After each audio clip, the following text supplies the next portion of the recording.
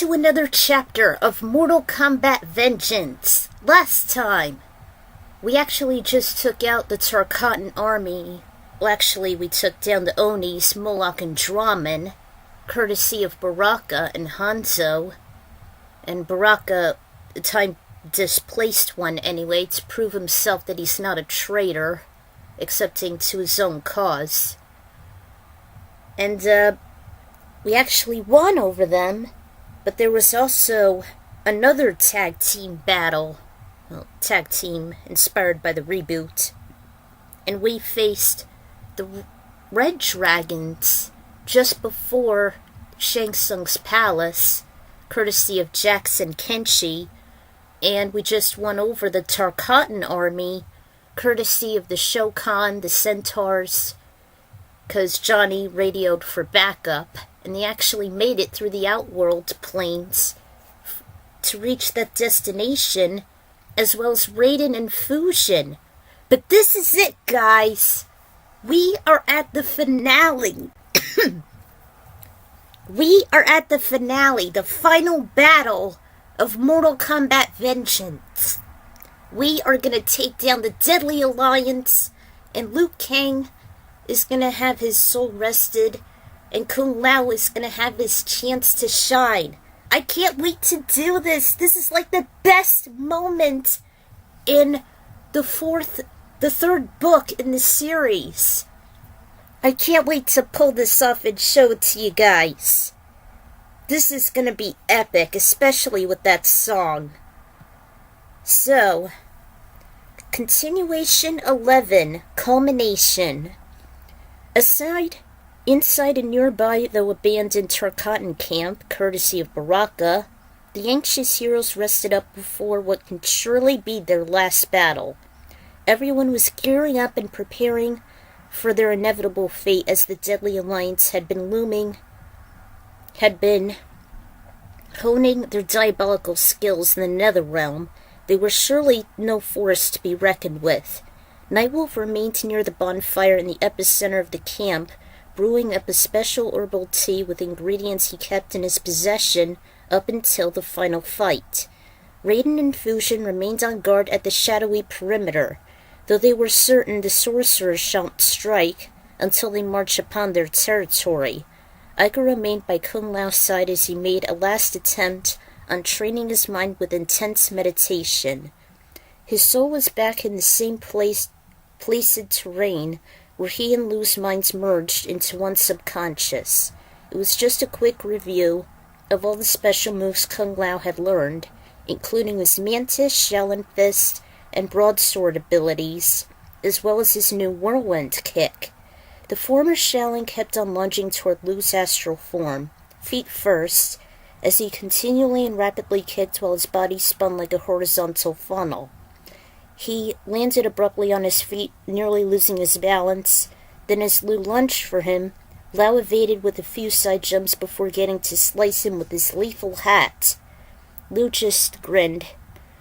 "Good! Looks like you're finally getting the hang of it. You must master it against Shang Tsung, but make sure you keep up the velocity so you can keep the momentum. My bicycle kick is just as lethal as your whirlwind maneuver." Lao was in doubt as he slightly hung his head. "But never used it when you fought Shang Tsung." "Not in the first tournament." His mind flashed back to avenging Chan's death as Liu's fury unleashed a high fire which forced Shang into the circular pit. Although it was proven useful against him when all hell broke loose, and as we defeated him, Kintaro and Khan. Even when I defeated him again, and Shinnok. His partner was still despondent. "Don't worry, I can still possess your body when we face off the Deadly Alliance." "Does that mean I will be your successor?" The monk hesitated before they heard muffled tenor speak.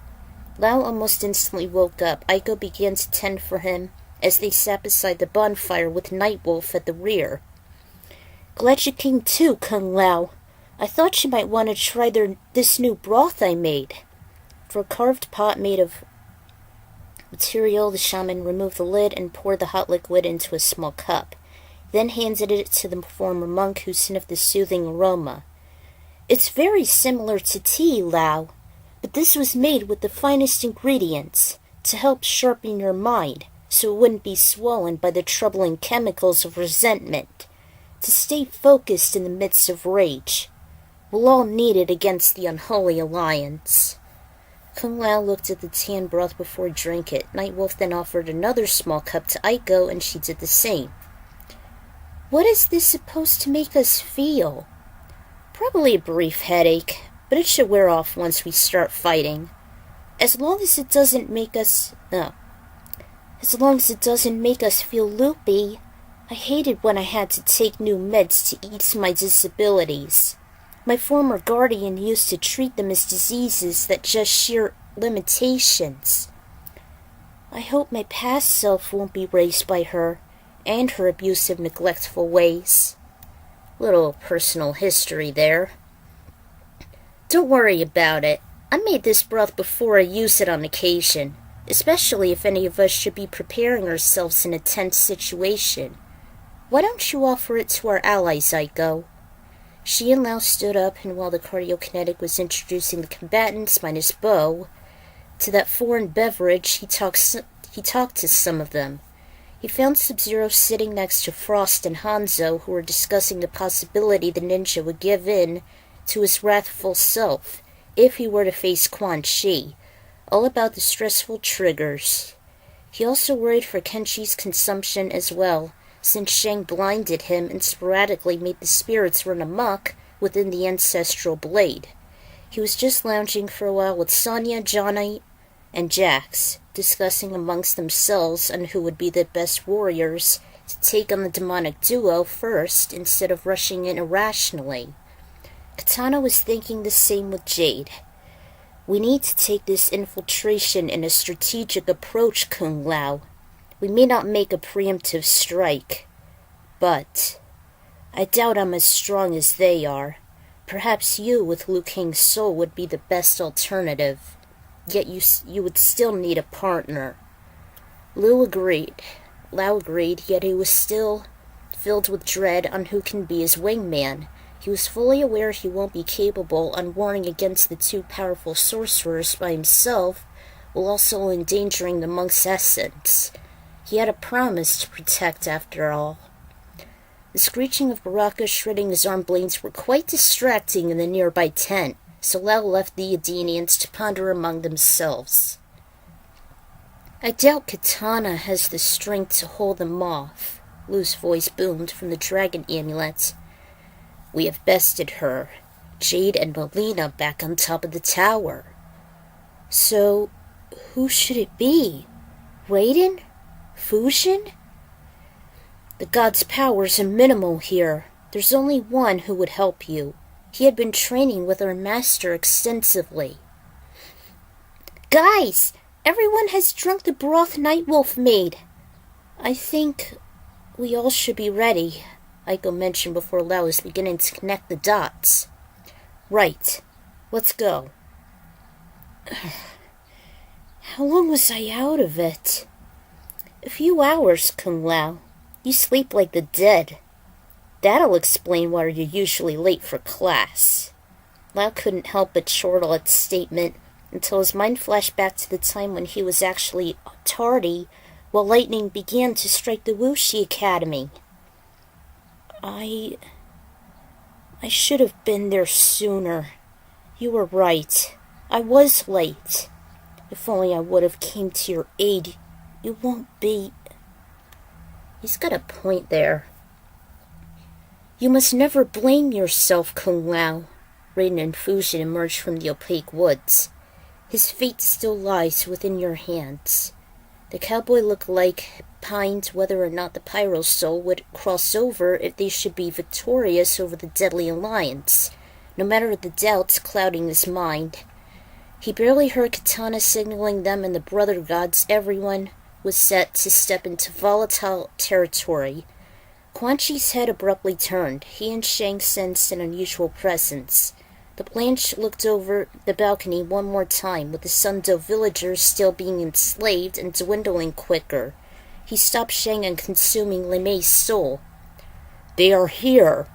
Shang paused his ritual, forcing Lee's hapless vessel to topple, and he looked up. He began to feel the same slight magnetic pulls of the hero's souls. "Excellent. Then let us commence. We shall unlock the Soulnado. Proceed to it." Quan walked over to the rear of the palace, an arched brick wall, yada yada yada. "I just made up the layout. But he still unlocks the Soulnado."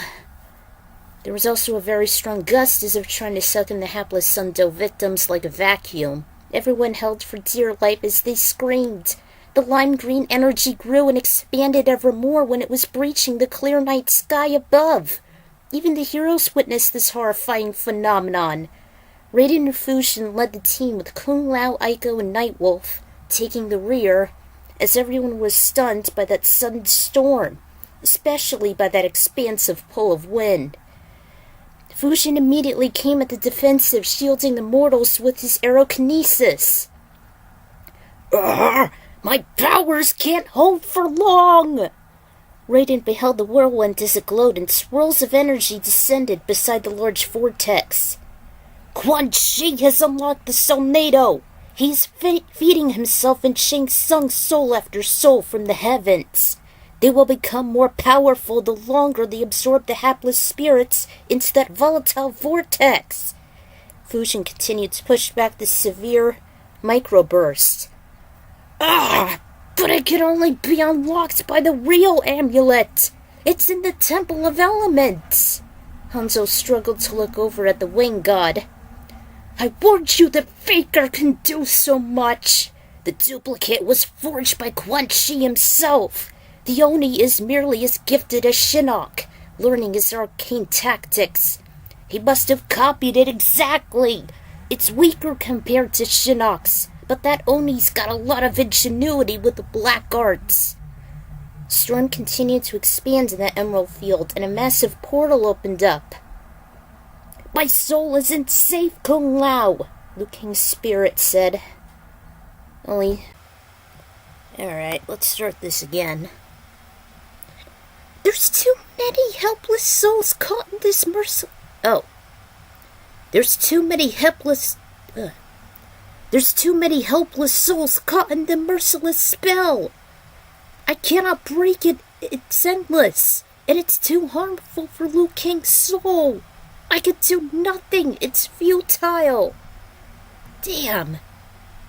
All of a sudden, the gust ceased. However, the plasma force remained. "Kung Lao, you and I must dissipate the Soulnado. We must enter the epicenter and cut it from the inside." "How?" "We are both aerokinetics who are strong enough to shut it down. We need to approach the storm while the rest of us would distract the Deadly Alliance. Once we enter the belly of the storm, unleash all your fury." "What if we won't survive? It could tear our bodies and spirits asunder." "Risk is part of the game, Kung Lao. Do you really want the Deadly Alliance to be even more powerful than they are now?" His face fell as he heard Liu Kang's words. "Remember when we shut down the soul tombs, as well as the soul chamber?" And this is a shout-out to Shaolin monks. Lao's mind flashed back several years ago when the Shaolin destroyed the territory and outworld with their fists of ruin, alternatively hitting the cauldron. It flashed with every hit until it finally shattered, releasing all the contained essences. Unfortunately, even though they dealt with its guardian Baraka, Shang Tsung had already consumed numerous souls already, knocking away the Chinese warrior seamlessly and reversing his elderly state. Liu recalled working with Katana, Nightwolf, and Shiva decimating the Soul Chamber, the heart of Khan's fortress. By the time the beastly aperture collapsed, every spirit was fleeing freely, although they still needed to deal with the evil Emperor and his elitist general, Motaro. Just then, a series of speeches by Shang and Khan recollected in both their minds. They were intimidating, smack dab in Khan's arena. To be myself again. It is only right that this victory be mine, and mine alone. We destroyed your soul tombs. You should not be this strong. Is that what your master Raiden told you to do?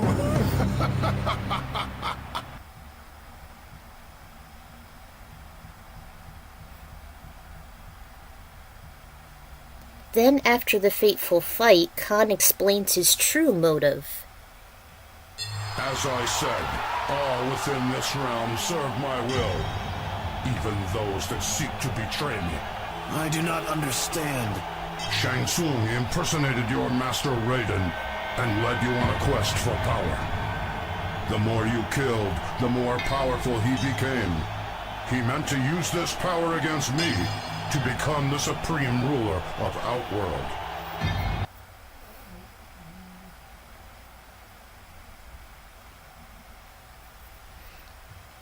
We have destroyed the soul tombs, and yet Shang Tsung stated it was for nothing. He already had his fill. You must dissipate. He already had his fill. You must dissipate the Soulnado with Lord Fusion, Raiden ordered as he would with his apprentice. Only a minute amount shall suffice, then an endless supply of them, faced his brother who touched his disciple's shoulder. Hurry, with me.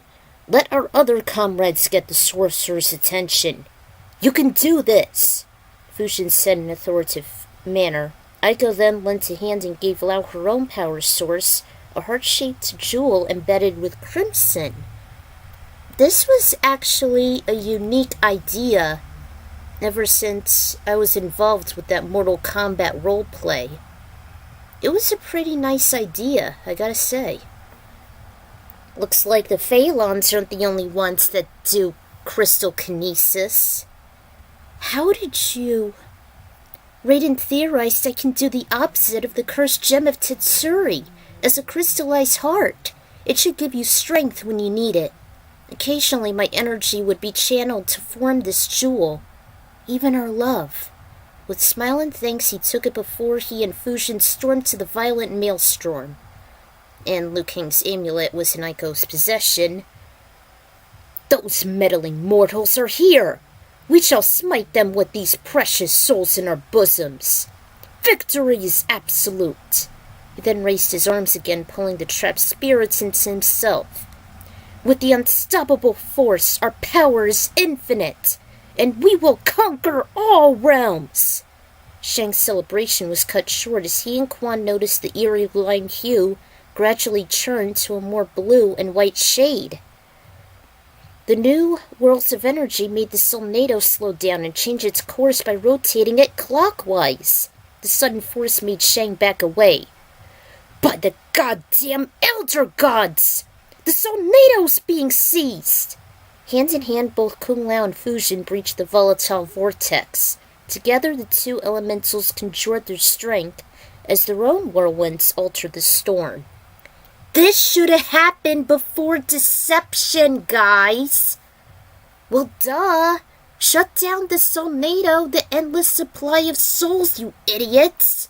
No wonder they lost in the other game. Little spoilers. Shang continued his fits of rage until he and Quan were disturbed by a sharp bite.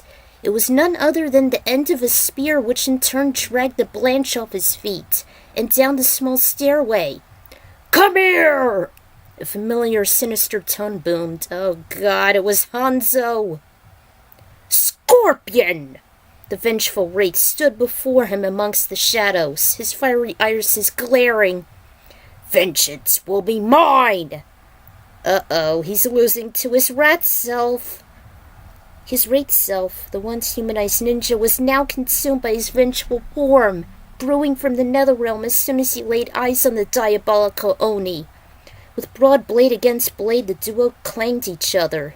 Noticing the feud from atop the stairs, Shang screamed for the remaining Tarkatans to run out and clobber the approaching heroes and make them be claimed by their master. Fusion and Lao began to struggle as if they were entangled by ropes of energy. The growing roots made the two aerokinetics pause and swipe them away, yet they were persistent, causing the countering funnel to lose power. During the scuffle, Boraicho snuck in and spotted the unconscious student, her amethyst closing Slimay. He stayed low as possible as he trekked toward her inactive body. It lumped over his bulky shoulders, even as he hunched over like a beggar with a massive load. Boraicho saved the last sacrifice, Limay, upon her soul being imprisoned in the last remaining mummified statue of Onaga's army. Bo averted her eternal fate. Well, he's good for something. Before Shang laid his eyes upon the escapees, his hair was licked by electricity. Raiden intervened, buying his prodigy some time. Bo wobbled away before he took a leap of faith at the balcony after he bashed through the rails. The impact made his mammoth-like legs sting, yet Li Mei never stirred. He then gazed onto the spectacle of the Soulnado as the green and light blue hues intermixing caught his peripheral vision. After what almost seemed like an eternity, the reckless wraith continued to breathe fire and rely on his swift hand-to-hand tactics, although the Oni seemed to have the upper hand, having more stamina and cunning thanks to his replenished energy. As a desperate attempt, Hanzo rose the Hand of Hell, although despite its ferocious grip, it easily crumbled, while Quan burst out. Oh boy, he broke through his fatality! Not many people can do that! And especially with Shinnok's. His limbs began to give way, yet his anger fueled him until he was officially powerless. Thanks to the many souls in his system, Quan overmatched his old nemesis. You are not in hell anymore. Grabbed Hanzo's weak body, spun him horizontally several times before he made the coordinated toss into the heart of the Soulnado. Kinda like Ermac. Kung Lao and Fushin's eyes barely made out the slaughter as the endless horde of souls tore Hanzo's body. And this was canon! Well, except not by the Onis, but Quan. The stunt startled the duo, making their cooperative efforts become useless. The souls became tauter around the two windbearers. Noticing the near-complete dissipation, Bo became irritable. He knew one of his promising students was in peril, and for once, he ran straight for the base of the Soulnado. He never cared how lethal it was as he leapt into the menacing storm. Damn! Lao and Fushin were beginning to feel their limbs being mercilessly crushed and pulled from their bodies, until a massive push released them. The wrathful spirits let them loose, as they became hyper-fixated on the new intruder. There was a large body, and upon straining their eyes through the neon limelight, it was none other than Lao and Lu's fallen mentor, Boraicho. He continually latched on and pulled the phantoms away, as Fushin hollered for Lao to decimate the inner funnel. Master! But Fushin held him back and shouted to destroy the rapidly swirling heart. Being they had little choice, the duo utilized their stamina for one more merged astral tornado. Combined, they formed close to an F4, with their particles finally overlapping the Soulnado. Shang and Raiden noticed. Fools! They're overriding the Soulnado! Sure enough, the lamp streak began to constrict rapidly until the wider blue funnel dissipated, along with the massive swirling portal being closed off within the clouds. With their combined strength, it was just enough might as the width of the Soulnado collapsed, moments before it dispersed, causing both aerokinetics to fall sharply. With his advanced elemental skills, Fushin managed to catch his promising disciple, and his body made a sudden lurch. They gradually descended to Earth, although the unlikely anti-hero's heifer body of Bo may have been torn maliciously as Hanzo had. Oh man, 2 people down. Never letting their emotions manifest, Fushin encouraged Kung Lao to finally avenge Liu Kang and put an end to this lifelong nemesis. Quan Chi was stunned, as he barely allowed the Soulnado had been decimated. Enraged, Shang strangled the sorcerer, demanding to activate it with the amulet. Your dormant plans have been thwarted, Shang Tsung! Sorcerer wasn't backing down. He actually became irater. "Not quite yet, Thunder God!" He shot out a volley of electricity and green soul straight to him, stunning the benevolent protector. The victim felt as if Shang was draining his vitality upon impact. Shang knew all too well he was powerless in Outworld. Thus the demon warlock, having the home field advantage, magnifying his own strength. Kung Lao just got invigorated as his upper chest glowed in a crimson light, took out Aiko's heart jewel, and channeling through him. By the time the spot dissipated, Fusion cried out for his brother, who was being mangled by Shang's prowess. Lao looked up and saw the struggle, as did Aiko, who was immersed with the Tarkatan army and her comrades. She screeched for Raiden, and Lu saw too. "Aiko, face my amulet to Kung Lao! The Soulnado is down! Let me use my soul within him!" She did as instructed. Lao braced himself for the sudden intrusion. "Calm yourself, Kung Lao. It's only me. Liu Kang. Yes, we must help Master Raiden and put an end to Shang Tsung once and for all. With the Soulnado down, there's no way he can steal my soul within you. This time, we fight as one." Lao nodded. They actually merged again to annihilate Shang. His spirit then engulfed Lao in a green hue. You get the drill. He teleported beneath the floor and emerged next to the scuffle. He tossed his hat, which made a mark on Shang's neck. His enemy couldn't believe the Tsar's spirit was in Lao all along. In a merged voice they declared, "You'll never murder me, Shang!" "So, it is you, Liu Kang. Your soul escaped to inhabit Kung Lao's body. Admirable, but a foolish endeavor."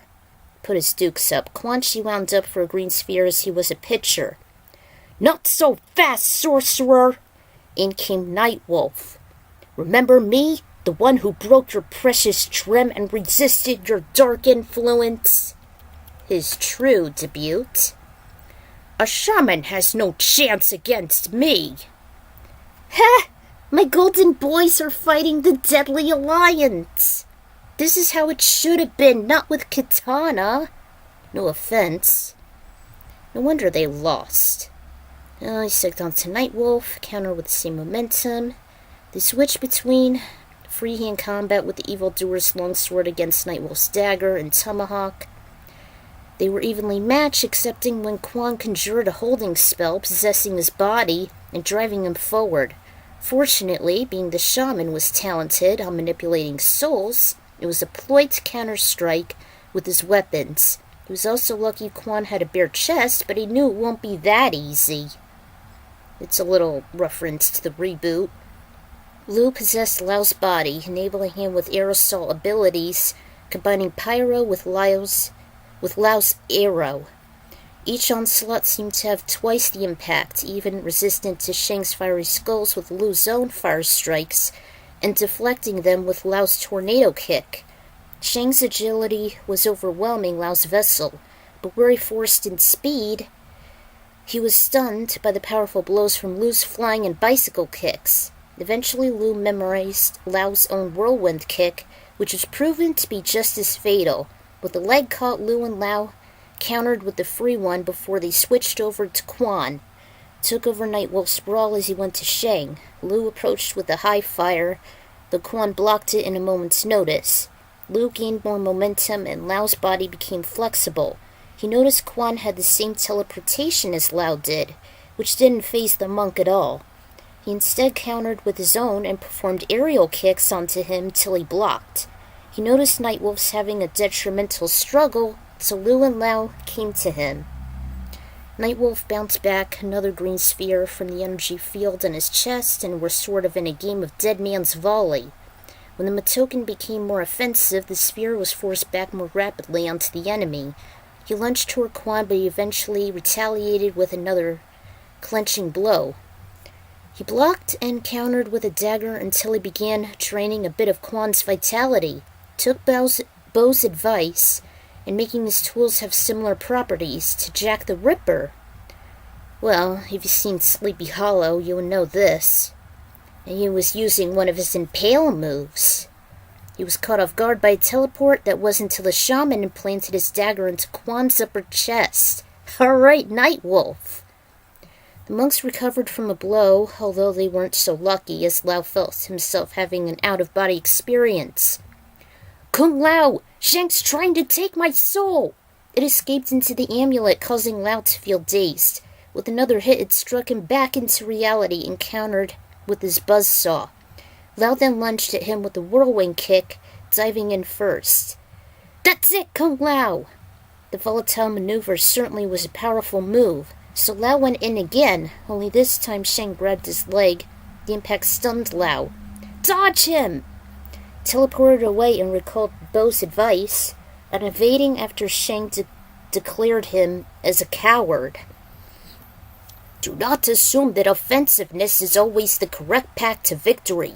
A hasty retreat can give you the space you need to plan for your next attack. Do not be dismayed. Alright, Kung Lao teleported to perform an unsuspecting aerial kick onto Quan Chi. Keep going, Lao! There's no need to fight honorably here.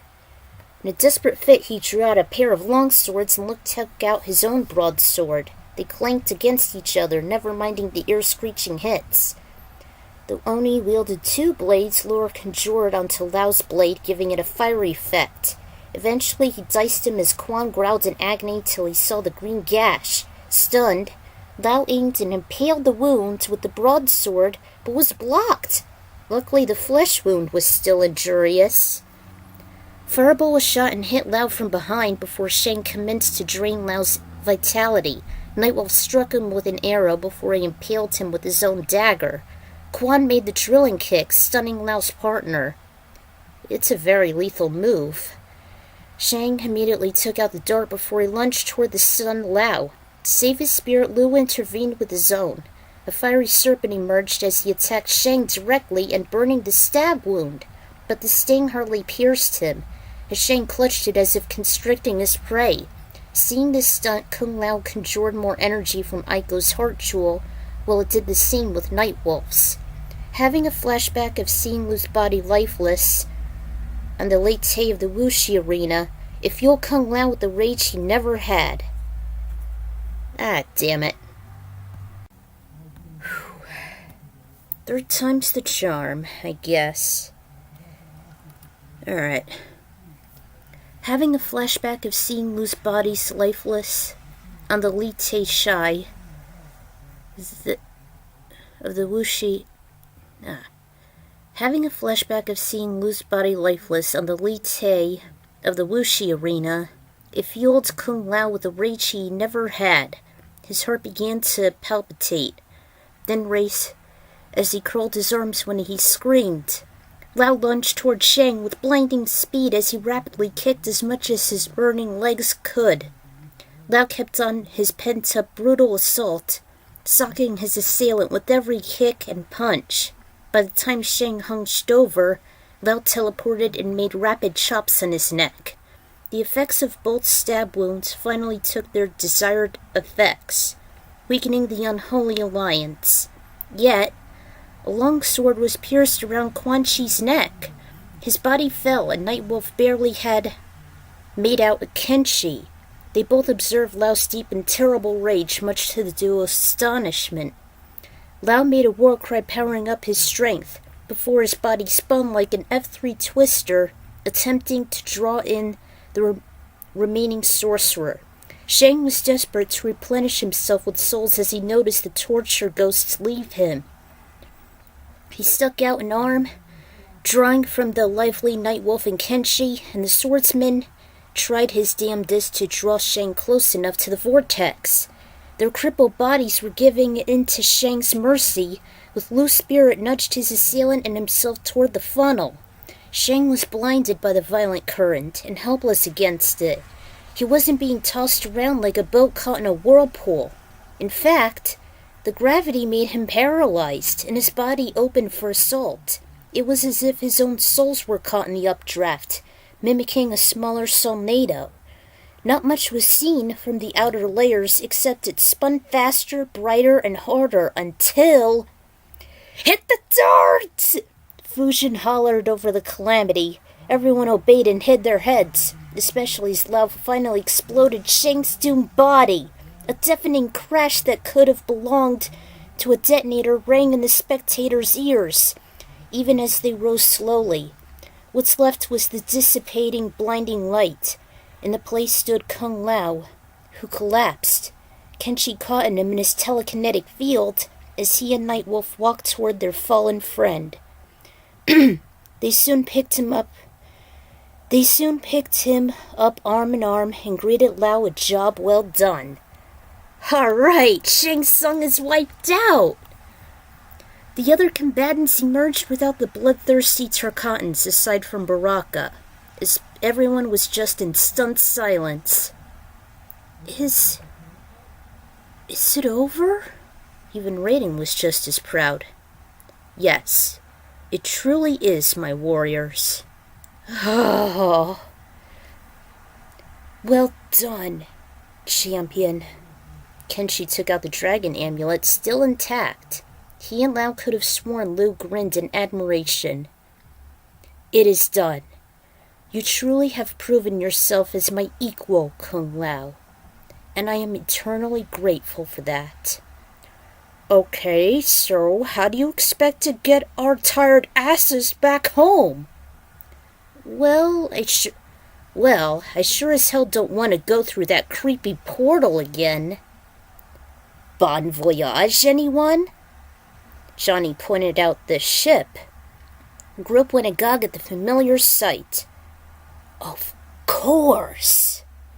He was the most coherent. Moments later, everybody was aboard, and the two elemental gods sent it airborne, courtesy of Raiden's muscle and Fujin's aerokinesis powering it up, with Kenshi piloting it toward the agent's own portal to Earthrealm by Gizmo opening the way.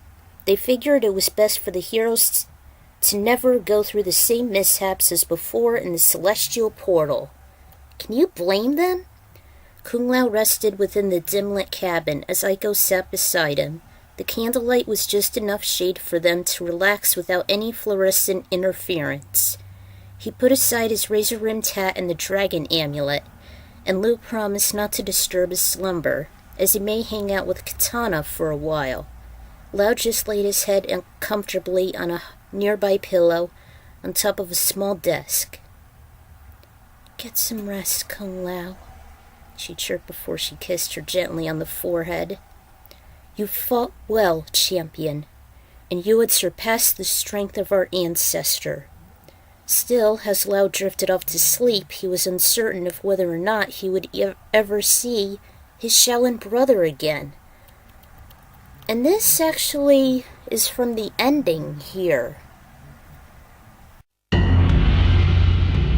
Rage fueled Kung Lao's thirst for revenge. The memory of holding his fellow monk's broken body on the Lei Tai of the Wuxi Academy grounds consumed him as he rained blow after blow down upon Shang Tsung. Kung Lao had finally mastered the attack Bo Raicho had taught him. The sorcerer could not withstand his whirlwind assault. Shang Tsung begged for mercy. Kung Lao granted him none. Upon his return to Earthrealm, Kung Lao stood before the modest shrine to Liu Kang, which had been erected by the Wuxi initiates during his absence in Outworld. He lit a stick of incense and placed it among the others already burning there. He bowed his head and prayed for safe passage to the afterlife for his friend and brother. With Shang Tsung's death, Liu Kang's spirit could rest peacefully. Earthrealm was safe once more, but at a terrible cost. The work of the White Lotus Society had become more important than ever.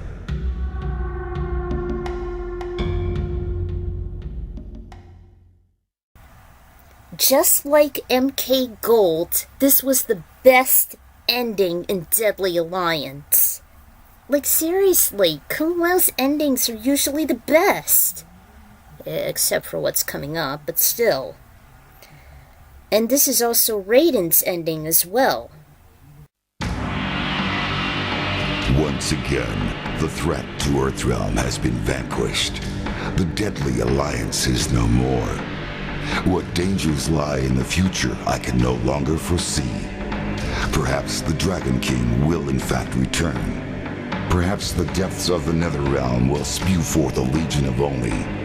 Even the vampire people pose a threat to peace now that Outworld is in chaos. But one thing is certain. Earthrealm must be protected.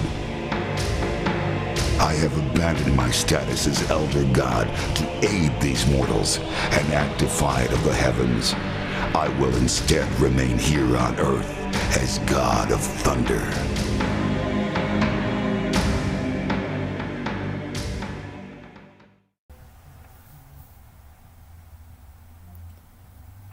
This is like the second best, next to Kung Lao.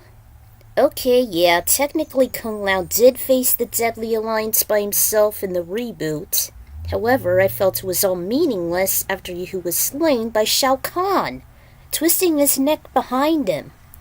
As said by Underdog, Lao's comeuppance was demonstrated in Deadly Alliance, and god damn it, he has earned it. Especially as Lu's replacement as champion. I don't think he'd be eternally cursed, as it wasn't necessarily revolved around an official tournament. Plus, there was no honor. Then again, when is one is? Moreover, it's no wonder the Deadly Alliance was in the won at the end, and at the start of Deception, because they obviously still had the Soulnado active, and they've grown too powerful by absorbing too many souls. So, if those petty developers would have let the hero shut down the source of energy, wouldn't the combatants stand a better chance? This was definitely a middle finger, and although I know it's obvious, they played the asinine excuse that game victories aren't the same as plot victories. It just pisses me off every time. And you know, it's always the best to think outside the box. Always. I swear to God, if I ever make a worst cliches list, this may be in the top 2. Oh, and the idea I had of Aiko's Heart Jewel, I had this in my head for quite a while when I began role-playing, before the massive fallout. I kind of figured if there's a crystallized evil heart from Tetsuri, then there should be an opposite with the positive effects. I mean, if the Phalons can channel their energy onto a single gem, so can she. And the more energies she has, the more she can harness to make the gem grow and increase the impact. And the small line when the merged voices declared Shang won't murder them was actually from the rare trailer of the '95 Mortal Kombat film. Seriously, look it up, it's great stuff. And there are the songs, of course. I am so ecstatic I was able to pull the finale off before Christmas while writing it. As promised, I shall finish it off.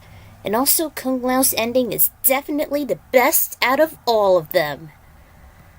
Oh man, that was a great finale!